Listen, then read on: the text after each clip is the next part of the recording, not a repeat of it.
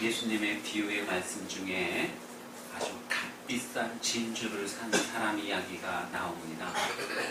이 진주 장사였는데 다니면서 보니까 모든 자기가 여지까지 봐왔던 그 어떤 진주보다도 더 값진 진주예요. 그래서 자기 재산을 다 팔았습니다. 자기가 그동안 가지고 있었던 모든 진주들을 다 팔았습니다. 그리고는 그 값비싼 진주 하나를 샀어요. 이게 얼마나 귀합니까? 자, 이 귀한 진주를 누군가 와서 빼앗아 가려고 하면 어떡하겠습니까? 안 빼앗기려고 싸우겠지요. 도둑이 몰래 들어와서 훔쳐가려고 하면 훔쳐가지 못하도록 경계를 아주 열심히 설 것입니다. 오늘 성경 말씀에도 보면 너희가 힘써 싸워라 하고는 그렇게 주님께서 우리에게 말씀하고 있는데요. 언제 힘써 싸워야 되느냐? 바로 하나님께서 우리에게 주신 복음의 말씀을 지키기 위해서 힘써 싸워야 된다고 그렇게 말씀하고 있습니다. 오늘 우리 읽은 이 유다서는 유다라고 하는 사람이 기록을 했어요. 성경에는 유다라고 하는 이름을 가진 사람이 몇 나옵니다. 가장 먼저 나온 사람이 야곱의 아들이에요. 야곱의 아들 유다는 아주 복을 많이 받았습니다. 하나님께서 그를 택하시고 그의 후손들 중에서 메시아가 나오고 10왕들이 나오도록 그렇게 복을 많이 주셨어요. 이 유다는 야곱의 아들로 태어나서 믿음이 있는 사람이었습니다. 그래서 하나님께서 그에게 복을 주신 것이죠. 또 다른 유다가 있습니다. 그 앞에는 가롯이라고 하는 이름이 붙어 있어요. 가롯 유다인데 이 유다는 예수님의 제자가 되었었지만 그러나 예수님을 배반하고 예수님을 팔아먹은 가장 저주받은 그러한 사람이 되었습니다. 그런다면은 오늘 이 유다서를 기록한 유다가 또 있는데요. 성경 말씀에 보면은 예수 그리스도의 종이요 야고보의 형제인 유다라고 그렇게 자기를 소개하고 있습니다. 예수 그리스도의 종이요 야고보의 형제. 여기서 이 야고보는 초대교회 때에 가장 그 으뜸이 되었던 그 야고보, 예수님의 동생 야고보를 의미합니다. 이 야고보와 또 유다는 예수님이 살아계실 때는 예수님을 안 믿었어요. 예수님의 형제였지만은 이 형인 예수님이 집에서 일은 안 하고 여기저기 다니면서 하늘나라 복음을 전하고 병자들을 고치고 귀신을 내쫓고 이러한 그 모습을 보면서 우리 형은 좀 이상해. 우리 형은 좀 제정신이 아닌 것 같아. 그런 마음을 가졌어요. 그래서 예수님이 계신 곳을 찾아다녔습니다. 어머니 마리아와 함께 예수님을 찾아다녔어요. 집으로 데리고 가려고. 그만큼 예수님 생전에는 예수님을 안 믿었던 사람들인데 예수님께서 십자가 달려 죽으시고 그리고 부활하신 후에 그들이 예수님을 믿었다는 거예요. 우리 형님 예수가 그냥 우리 형님이 아니라 바로 하나님의 아들이셨구나. 메시아였구나. 구세주였구나. 그것을 믿었다는 거예요. 그래서 오늘 말씀에도 보면 예수 그리스도의 종이요 야고보의 형제인 유다. 자, 그전에는 예수님을 형이라고 불렀었지만 이제는 형이라고 부를 수가 없는 거예요. 예수님의 종이라고 하는 것입니다. 이 유다는 예수님을 몰랐었지만 예수님의 형제로 태어났지만 그러나 이제 예수님의 종이 된 그러한 그 유다. 신실한 예수님의 사도로서 이제 성도들에게 이 편지를 쓰고 있는 것입니다. 여러분 초대교회 당시에는 많은 이단들이 있었습니다. 많은 이단들이 있어서 복음을 흐트러 놔요. 복음이 온전한 복음이 되지 못하고 반쪽짜리 복음을 믿게 그렇게 하는 그 이단들이 많이 있었다고 하는 것입니다. 그래서 성도들이 온전한 복음을, 온전한 믿음을 지키기 위해서 힘써 싸워야 된다고 그렇게 말씀하고 있어요. 오늘 성경 말씀에 보면은 사랑하는 자들아 우리가 일반으로 받은 구원에 관하여 하고 그렇게 말씀합니다. 일반으로 받은 구원이라고 하는 것은요 모든 사람들에게 차별 없이 주시는 하나님의 구원의 은총을 의미합니다. 자, 어떤 특별한 사람만 그 사람에게만 적용되는 구원의 은총이 아니고 유대인에게만 적용되는 그러한 구원의 은총이 아니고 바리새인에게만 주는 구원의 은총이 아니고 믿는 사람은 누구든지 다 구원을 얻게 하는 바로 그 구원의 은총을 의미하고 있습니다. 하나님께서는 그렇게 일반적인 모든 사람들에게 구원을 베풀어 주시는 그 복음을 우리에게 주셨던 것입니다. 자, 그것을 지키기 위해서 힘써 싸워야 된다고 말씀하고 있어요. 여러분, 우리는 다 믿음이 있는 사람들이죠. 우리뿐만이 아니라 세상에 예수님을 안 믿는 사람들도요, 다 믿는 바가 있습니다. 그들 나름대로의 믿음이 있어요. 어떤 사람은 부처님을 믿는다고 그래요. 어떤 사람은 성황당을 믿는 사람도 있고요. 요즘은 많이 줄어들었습니다만 무슨 옥황상제를 믿는다는 사람도 있고 이것저것 나름대로 믿는 사람들이 많이 있어요. 어떤 사람은 심지어 내 주먹을 믿는다 이런 사람도 있습니다. 나름대로 다 믿음이 있는 거예요. 그런데 그 믿음들의 모습을 보면은요, 그 믿음은 온전한 믿음이 아니라는 거죠. 반쪽짜리 믿음이라는 거예요. 완전히 잘못된 믿음이지만 잘못된 믿음 가운데도 반쪽짜리 믿음이라는 거예요. 무슨 얘기냐면은 어떤 한 사람이 부처님을 믿는다 그래요. 그러면 그 부처님이 자기에게 뭘 해준다고 믿습니까? 극락에 가게 해준다고 아마 믿을 거예요. 그렇지만은 그 외에 그 이상의 것은 없다는 거예요. 나머지는 다 자기가 노력하고 자기가 수행을 하고 그래서 이루어 가야 된다고 그렇게 생각을 합니다. 주먹을 믿는 사람이요, 자기 주먹이 모든 것들을 다 해결할 수 있다고 믿습니까? 그렇지는 않아요. 그죠? 내가 질병에 걸려 아픈데 이 주먹이 어떻게 그것을 해결할 수 있겠습니까? 안 되는 거예요. 이 주먹이 할 수 있는 것은 그저 남을 때릴 수 있다, 이것만 믿는 거예요. 그러니까 그 사람들이 믿는 것은 온전한 믿음이 되지 못합니다. 그러면 여러분들도 믿음을 가지고 있는데 우리는 다 누구를 믿어요? 하나님을 믿고 하나님이 보내신 자 예수 그리스도를 믿습니다. 그러면은 예수님을 믿는 그 믿음이 얼만큼의 믿음입니까? 우리는 하나님을 믿는데 하나님의 모든 것들을 믿어야 돼요. 완전한 것을 믿어야 된다는 것입니다. 예수님이 십자가 달려 죽으시면서 뭐라고 말씀하셨어요? 다 이루었도다, 그렇게 말씀하셨어요. 다 이루었도다 하는 것은 우리를 천국에 가게끔 하는 것, 그것만이 아니라 우리가 이 땅에 살아가는 동안에 있는 모든 일들도 예수님이 십자가에 달려 죽으시면서 이루었다는 거예요. 여러분, 이 세상에 살아가면서 온전한 삶을 살기 위해서는요, 우리가 의인이 되어야 되거든요. 의로워야 돼요. 의라고 하는 것은 하나님하고의 우리와의 관계가 올바르게 되어진 그 상태를 의미합니다. 완전히 회복되어진 상태를 의미해요. 하나님과 우리의 관계가 완전히 회복되어지면은 우리는 이 땅에서든지 아니면 죽어 천국에 가서든지 완벽한 삶을 살 수가 있어요. 그런데 그 모든 것들을 예수님이 십자가 달려 죽으시면서 다 이루셨다는 거죠. 갈라디아서 3장 13절 말씀에 보면 이렇게 말씀합니다. 우리 함께 읽어보겠습니다. 시작. 그리스도께서 우리를 위하여 저주를 받은 바에서 율법의 저주에서 우리를 속량하셨으니 기록된 바 나무에 달린 자마다 저주 아래 있는 자라 되었습니다. 아멘. 자, 예수님께서 어떻게 되셨다고요? 저주를 받으셨대요. 예수님이 왜 저주를 받으셔야 돼요? 여러분, 저주를 받는다고 하는 것은 그 가운데 뭔가 죄악된 것이 있기 때문에 저주를 받는 거예요. 그런데 그러면은 예수님께서 과연 죄가 있으신 분일까요?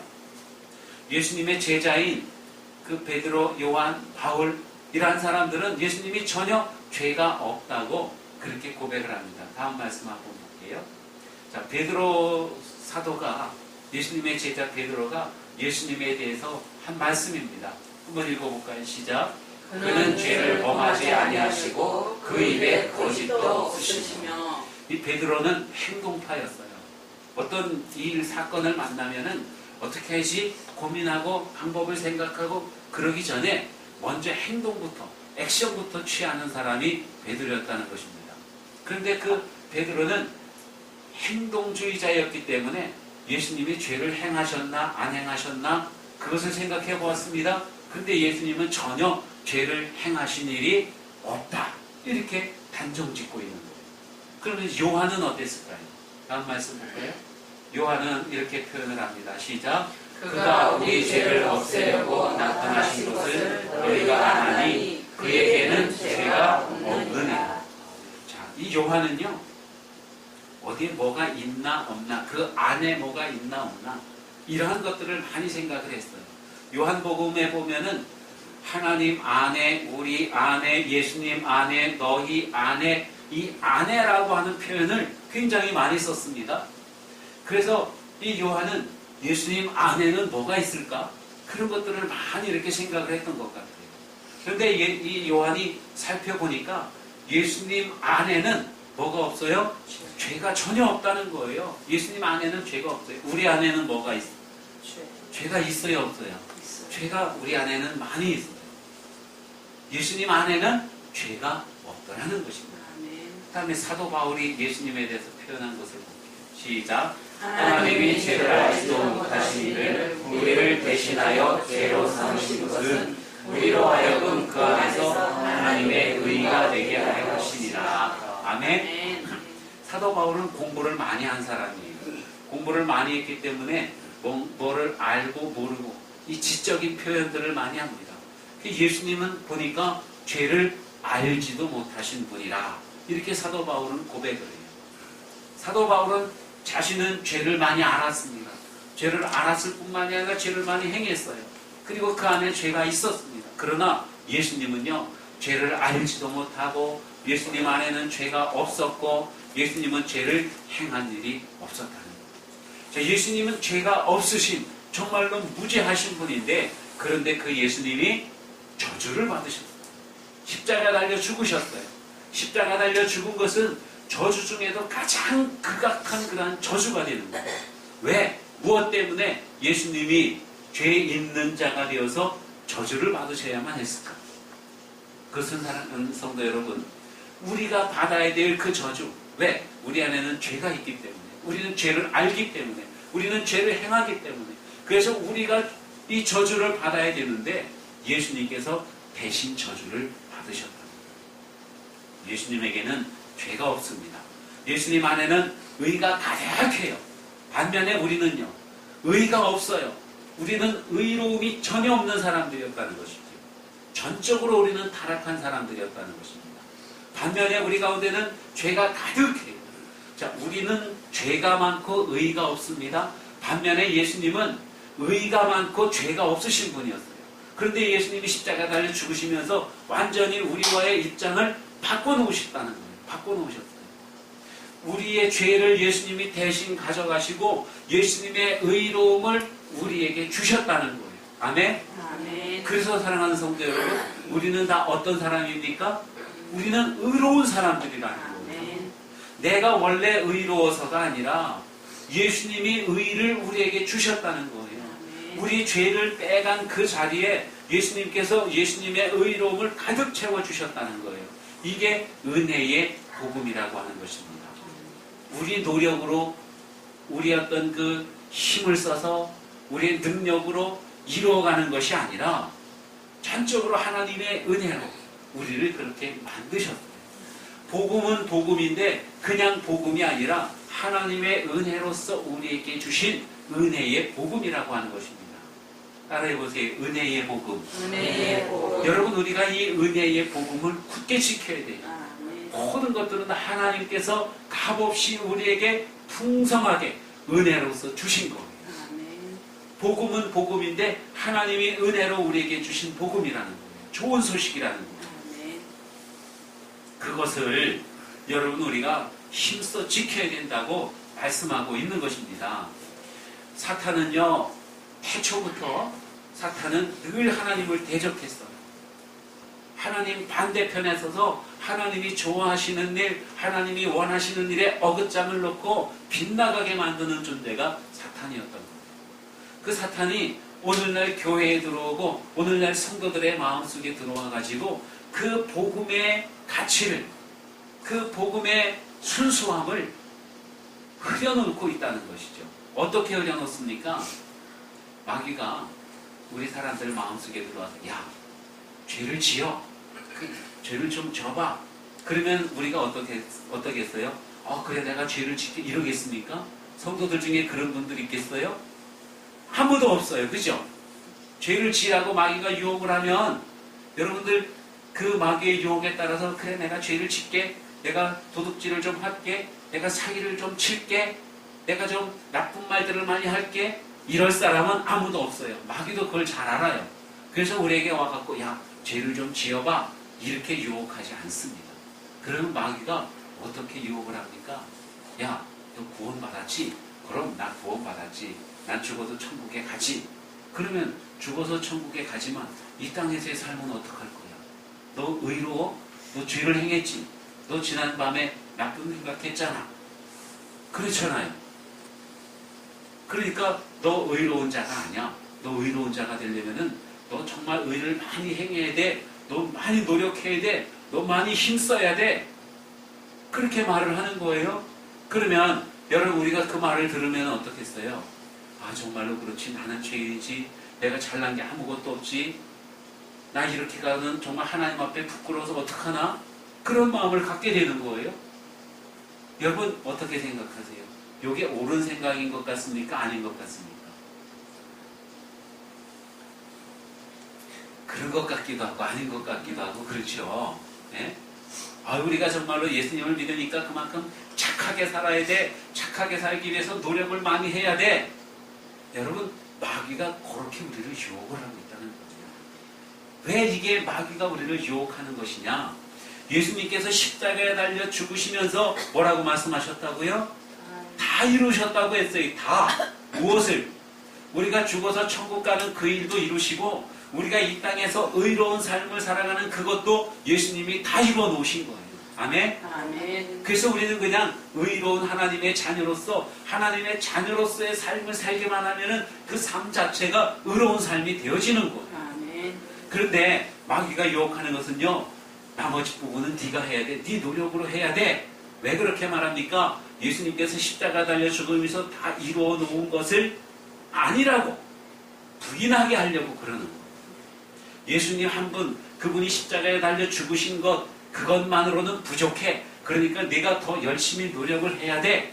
이것을 말하기 위해서 마귀가 우리에게 와가지고 네 의를 이루기 위해서 노력을 해야 돼. 하고는 그렇게 유혹을 하고 있다고 하는 말씀입니다. 여러분 하나님께서 우리를 구원하셨습니다. 저와 여러분을 구원하셨어요. 아멘. 예수님, 그 예수라고 하는 그 이름은요. 여호수아라고 하는 이름과 같은 의미인데 여호와께서 구원하신다 하는 의미가 있는 거예요. 그럼 여호와께서 우리를 구원해 주셨습니다. 예수님을 보내주시면서 예수님 십자가에 달려 죽으시면서 하나님이 우리를 구원해 주셨는데 우리를 어떻게 구원해 주신 거예요? 우리가 그냥 죽어서 천국에 가게만 하는 그 구원이 아니라 이 땅에서의 모든 삶도 주님께서 우리를 이미 구원해 주셨다는 거예요. 우리가 구원받은 사람들인데 그걸 알지 못하고 살아가기 때문에 아직도 죄에 붙들려서 살아가고 있습니다. 아직도 절망에 사로잡혀 살아가고 있어요. 아직도 중독에 빠져서 헤어나오지 못하는 그러한 모습으로 살아가고 있는 거예요. 주님께서 우리에게 주신 그 복음은 하나님께서 우리를 온전하게 구원해 주시는 하나님의 능력이라고 로마서 1장 16절에서 말씀하고 있습니다. 그러니까 죽어서 천국 가는 그것뿐만이 아니라 이 땅에서도 천국과 같은 온전한 하나님의 자녀로서의 삶을 살아갈 수 있도록 하나님이 해 주셨다는 거예요. 우리를 의롭다고 여겨주신다고 하는 말씀인 것입니다. 사랑하는 성도 여러분, 사람들은요 다 자기가 믿는 그 믿음대로 살아가요. 그렇지 않겠어요? 믿음대로 살아갑니다. 올바른 믿음이 있으면 그 사람이 올바른 삶을 살아가요. 그릇된 믿음을 가지고 있으면은 그릇된 삶을 살아갑니다. 아까도 얘기했듯이 주먹을 믿는 사람은요 뭐를 많이 쓰면서 살아가요? 주먹을 많이 쓰면서 살아가요. 왜? 이걸 믿기 때문에 그래요. 돈의 위력을 믿는 사람은요 돈이 전부예요. 돈을 모으기에 급급하고 어떤 일이 생겼을 때마다 돈으로 해결하려고 그래요. 그런데 돈으로 다 해결이 되어집니까? 돈으로 해결할 수 있는 것들이 있겠지만은 잘못하면 그것 때문에 오히려 더 큰 낭패를 당할 수도 있는 겁니다. 자기 꾀를 믿는 사람은 자기 꾀를 가지고 살아가려고 하지만 결국 또한 넘어지고 망하게 된다고 하는 것입니다. 베드로가 예수님의 제자였지만 베드로가 예수님이 십자가에 달려 죽으시고 부활하시고 그 다음에 성령을 받기까지는 베드로가 완전히 거듭나지를 못했어요. 그래서 예수님을 믿는 사람이었지만은 온전하게 예수님을 믿지를 못했어요. 예수님께서 겟세마네 동산에서 기도하실 때 이제 가룟 유다가 고자질을 해서 제사장의 군인들이 예수님을 잡으러 왔습니다. 그때 베드로가 어떻게 했습니까? 칼을 뽑아 들었어요. 자, 그때 이 베드로는 뭘 믿은 거예요? 칼의 능력을 믿은 거예요. 칼의 능력. 그래서 칼을 뽑아서 제사장의 종 말고의 귀를 잘라버리지 않습니까? 그 예수님께 책망을 들어요. 칼을 든 자는 칼로 망하느니라. 칼을 칼집에 꽂아 넣어라 하고는 그렇게 말씀을 하십니다. 여러분, 우리는 과연 무엇을 믿습니까? 아직도 내가 무언가를 해서 의를 이루어야 된다고 생각하는 분들은요, 온전하게 주님을 믿는 것이 아니라 나 자신을 믿는 거예요. 주님께서 다 이루어 놓으신 것을 다 완전하게 수용하지 못하고 그것만으로는 부족해요. 주님, 내가 뭔가를 해야겠습니다. 그러는 거예요. 그리고는 이제 나중에 천국에 갔을 때 뭐라고 하겠어요? 여러분, 우리는 모든 영광 우리 주님께 돌려야 하지 않습니까? 내가 세상에 살아갈 때도 복을 받은 것도 하나님의 은혜요, 천국 온 것도 하나님의 은혜요. 그래서 모든 영광 하나님께 이렇게 돌려야 되는데 천국에 갔을 때에 자기가 노력한 사람은 어떻게 하겠습니까?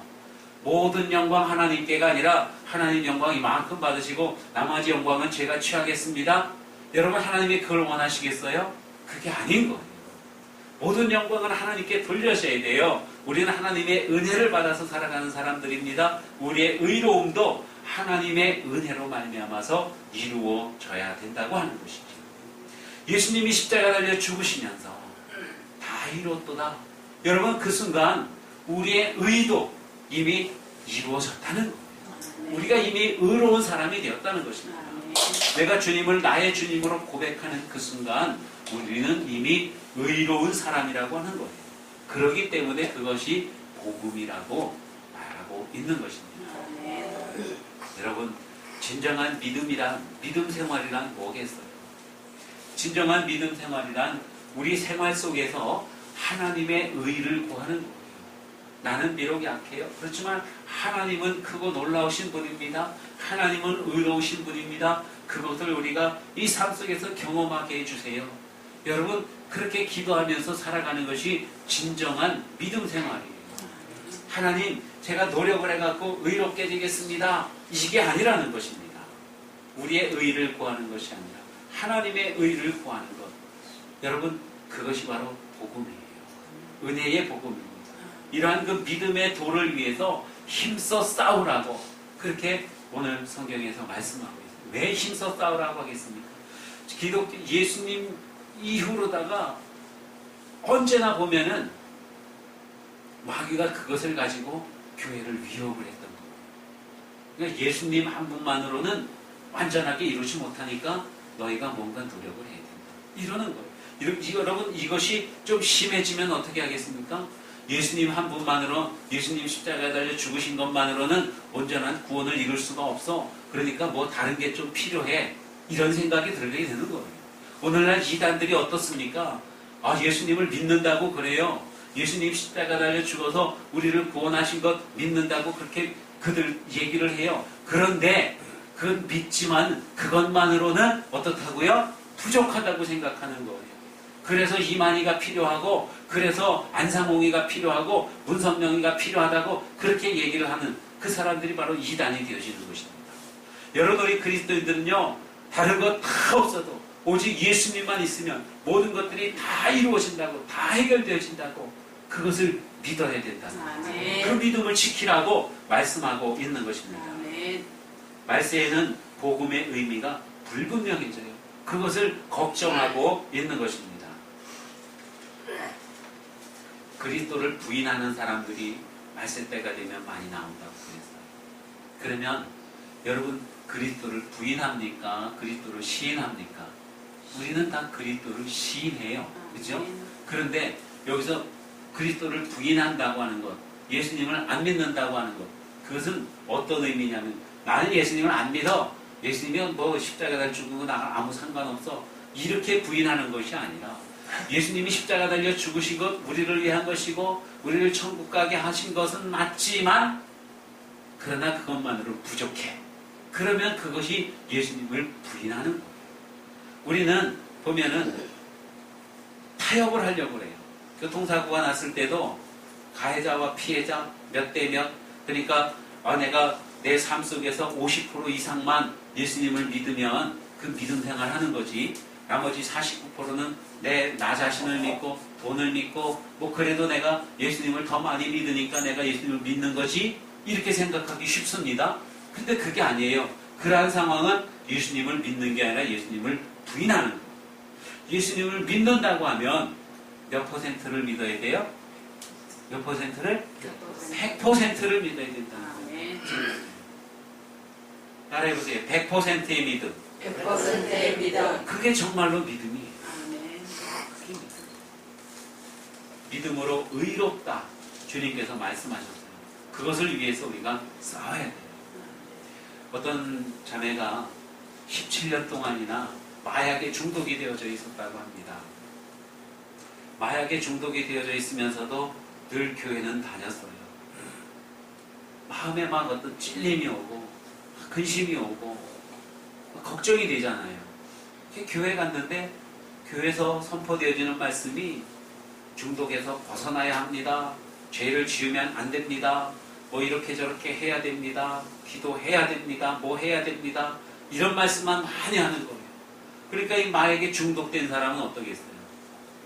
교회 가면 갈수록 짐이 더 무거워지는 거예요. 마약에 중독이 돼서 벗어나야 되는데 벗어나지 못하고 그것 때문에 괴로워가지고 자꾸만 더 절망하게 되는 것입니다. 그런데 복음이 들어갔어요. 예수 그리스도께서 십자가 달려 죽으심으로 말미암아 이제 너희는 의로운 자다, 하나님의 자녀다, 이 복음의 말씀이 들어간 겁니다. 그러니까 중독 상태에 있으면서도 이런 생각이 드는 거예요. 나는 하나님의 자녀지, 나는 죄인이 아니라 나는 의인이지, 중독 그런 것들이 나를 어떻게 하지 못하지 하는 그 마음이 들어갑니다. 그러니까 자연스럽게 중독에서 벗어날 수가 있었다고 그렇게 고백을 해요. 여러분, 우리가 하나님의 자녀로서 의로운 사람이라고 하는 그 자의식이 꼭 필요해요. 내가 의인이야. 그러면 그 사람은 무엇을 행합니까? 죄를 행하지 아니하고 의를 행하는 거예요. 내가 죄인이야. 물론 우리는 죄인이에요. 죄에 사로잡혀 있기도 해요. 그렇지만 죄인이야 그러는 순간 우리는 죄를 지며 살게 되는 거예요. 죄를 지며. 원래 우리는 죄인이었지만 지금은 죄인이 아닌 거예요. 지금은 의인이에요. 왜냐하면 내가 죄를 짓고 그래서 죄인이었었는데 나의 모든 죄를 누가 가져갔어요? 예수님이 다 가져가신 거예요. 다 가져가시고 죄가 있었던 그 자리에 예수님의 의를 갖다 딱 심어 놓으셨다는 거예요. 그래서 우리는 죄인이 아니라 의인이에요. 그 자의식이 필요합니다. 내가 의인이야. 그러한 마음이 들어야 우리가 의를 행하면서 살 수 있게 되는 것이에요.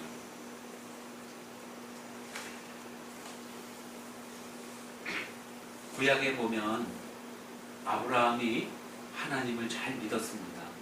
하나님께서는 그 아브라함의 믿음을 보시고 의롭다 이렇게 여겨주셨어요. 아브라함이 뭐 의를 많이 행한 게 아니에요. 아브라함이 죄를 전혀 안 지은 사람이 아닙니다. 그럼에도 불구하고 하나님께서 아브라함을 의롭다고 여겨주셨어요. 왜 그랬냐면 아브라함이 하나님을 믿었기 때문에. 아브라함이 하나님을 믿어서 의롭게 되었다. 이 구약에 나온 이러한 사건들은요, 바로 예수 그리스도의 우리를 구원하신 그 예수님의 사역에 대한 예표가 되는 거예요. 상징적인 모습들이 되는 것입니다. 우리가 예수님을 믿으면 하나님께서 우리를 의롭다고 여겨주시는 거예요. 예수님이 의로우신 분이죠. 예수님을 믿는 우리도 예수님이 그런 것처럼 우리도 의로운 사람들이라고 성경에서 말씀하고 있는 것입니다. 원래는 아니지요. 우리의 노력으로 이룬 것도 아닙니다. 우리가 스스로 내 주머니에서 어떤 값을 치른 것도 아니에요. 온전히 순전히 하나님의 은혜로 그렇게 되어진 것이라는 말씀입니다. 예수님 안에 다 있어요. 예수님을 믿으면 모든 것들이 다 해결이 되어지는 것입니다. 요한복음에 보면 예수님이 처음에 태어나셨을 때의 그 모습을 이렇게 표현합니다. 은혜와 진리가 충만하더라. 아멘. 아멘. 따라해보세요. 은혜와 진리. 은혜와 진리. 많이 들어본 얘기죠. 은혜와 진리 교회도 있고 뭐 그래요. 너무나도 좋은 단어예요. 순복음교회 그 은혜와 진리 교회에서 너무 좋은 이름을 싹 가져가 버려가지고 참 다른 교회에서 사용하기가 쉽지는 않습니다만, 여러분이 은혜와 진리라는 게 보면 하나님과의 우리와의 관계가 꽉 차여져 있는 그러한 상태를 의미해요. 하나님께서 우리에게 모든 것들을 풍족하게 부어주시는 것이 은혜예요. 아멘. 아멘.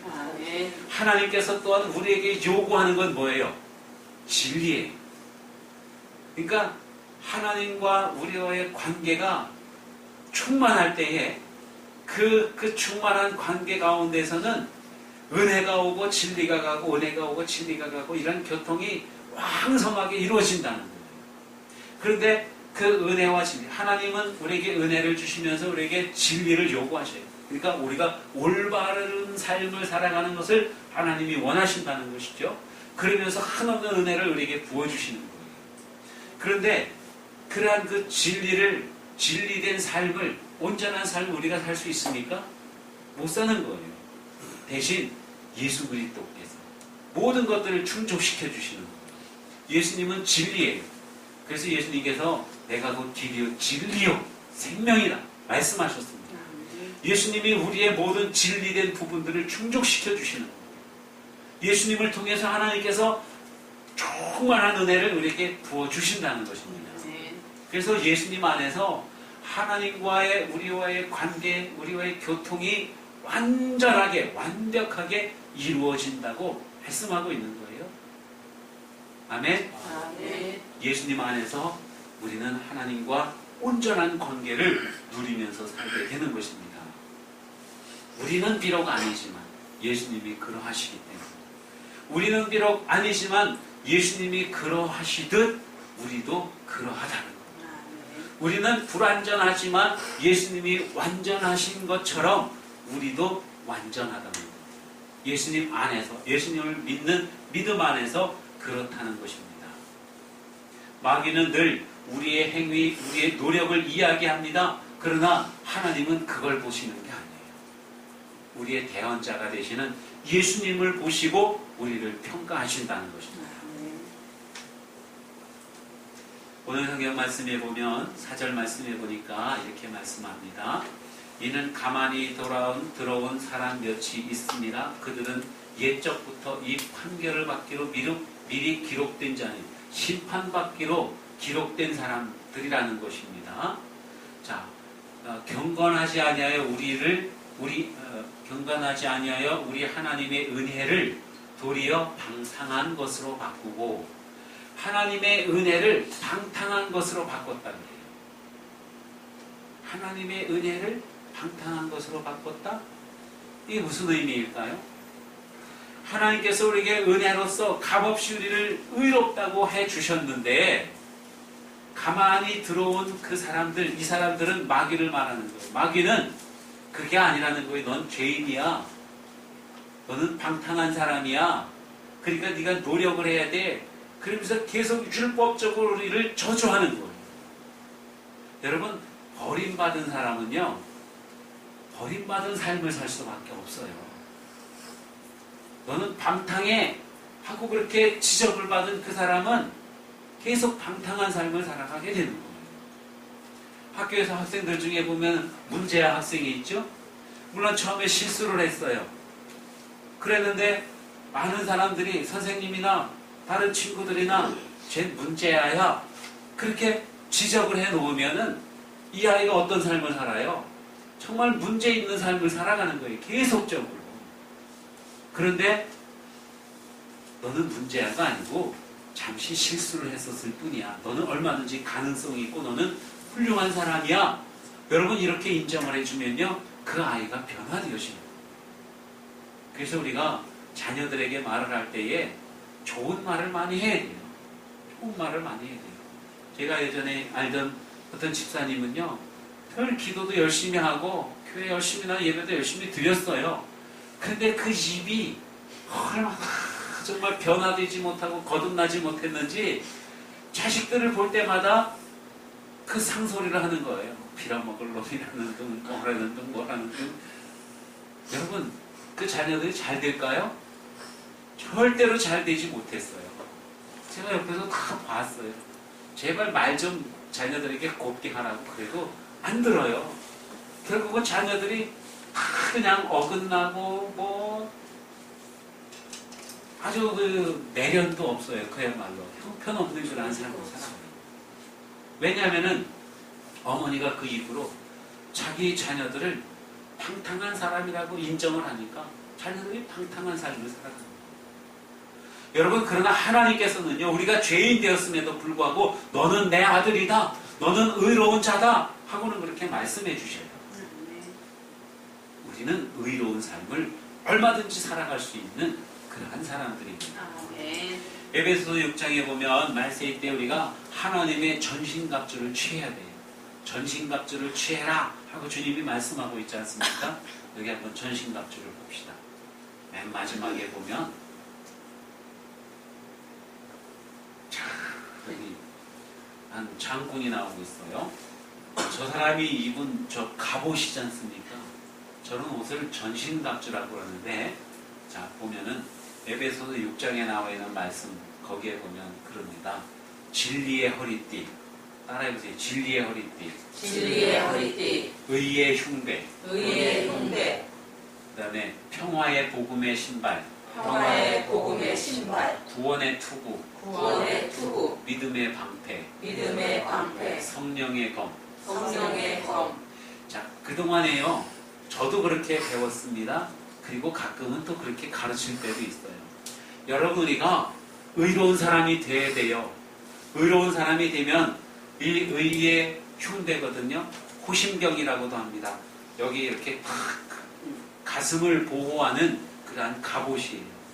의로운 사람이 되면은 그 의가 우리에게 갑옷이 되어서 어디서든지 당당할 수 있습니다. 그래서 의로운 사람이 돼야 됩니다. 하고는 그렇게 가르쳐요. 여러분 우리가 진리 가운데 있어야 돼요. 이 진리는 허리띠입니다. 허리띠를 잘못 잡히면은 힘을 못 쓰는 거예요. 그죠?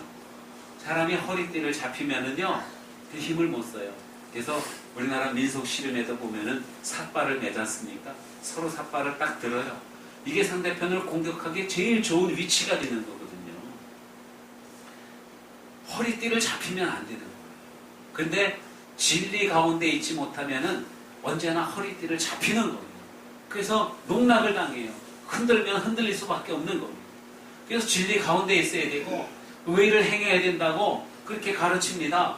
그 다음에 평화의 복음의 신발은 여러분 복음의 신발 전도해야 됩니다. 전도해야 우리의 마음이 가볍고 이러면서 그렇게 가르쳤어요. 근데 여러분 그게 아니라는 거예요. 이 말씀은 뭐냐면은 전신갑주거든요. 하나님의 전신갑주예요.